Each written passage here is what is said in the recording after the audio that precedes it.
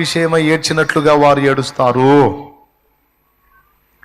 ఎప్పుడైతే వాళ్ళు అలా ఏడ్చి మొరపెడతారో అప్పుడు ఒలీవల కొండ మీదికి దిగొస్తాడు. ఫస్ట్ సంఘాన్ని ఎత్తుకుపోవడానికి ఎక్కడికి వచ్చాడు? మధ్యాకాశానికి వచ్చాడు. ఇప్పుడు భూమి మీద కాలు పెట్టడం ఎక్కడ పెడతాడు తెలుసా? యెరూషలేము కొండ మీద పెడతాడు. ఆ కొండ రెండుగా చీలుతుంది. ఇది ప్రవచనం. అప్పుడు వీళ్ళంతా ఇక పరిగెత్తుతా వస్తారు కదా, తరుముతున్నాడుగా వాడు. ఇజ్రాయేలీలందరూ వచ్చి ఆ రెండు మధ్య లోయ ఏర్పడుతుంది. ఆ రెండు కొండ భాగం విడిపోయిన తర్వాత ఆ లోయలో తలదాచుకుంటారు. అప్పుడు యేసయ్య పరాక్రమం, యేసయ్య యుద్ధం, యేసయ్య రోషం, యేసయ్య యొక్క రౌద్రం అనేది ఎలా ఉంటుందో అప్పుడు కళ్ళారా చూడొచ్చు. ఇప్పుడు దాకా ఏముండదు. వదకు తేబడిన గొర్రె పిల్లవల్లి మౌని అయ్యి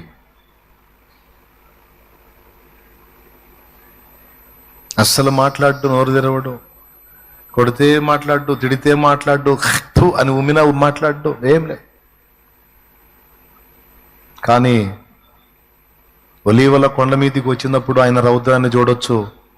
ఎంత భయానకంగా ఉంటుందంటే ద్రాక్షల తొట్టిని తొక్కితే ద్రాక్ష పళ్ళు పగిలి ద్రాక్ష రసము గారినట్లు మనుషులను తొక్కితే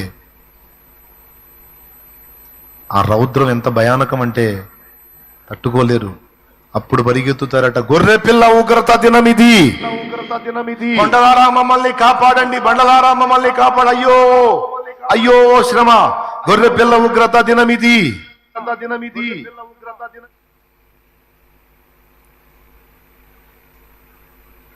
అప్పుడు యుద్ధం చేస్తాడు ఆయన.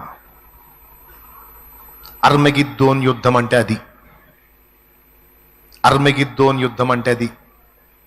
అక్కడ పట్టుకొని అంత్యబద్ధ క్రీస్తుని, వాడికి సపోర్ట్ చేసినటువంటి అబద్ధ ప్రవక్తని అగ్ని గంధకాలతో మండు గుండములో విసురుతాడు.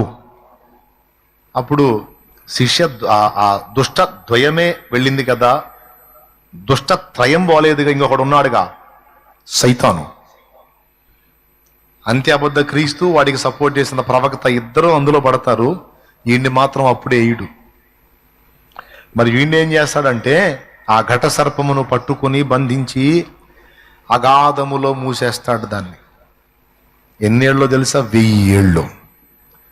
దీంతో దుష్టత్రయములో ఇద్దరేమో అగ్నిగుండానికి, ఒకడేమో అగాధానికి. వాణ్ణి కూడా అప్పుడే వేయును. ఎందుకు వేయడో తెలుసా? వాడితో పనుంది మళ్ళీ. అసలు ఇదంతా చేయకముందే వాడిని గాజేయును దేవుడు.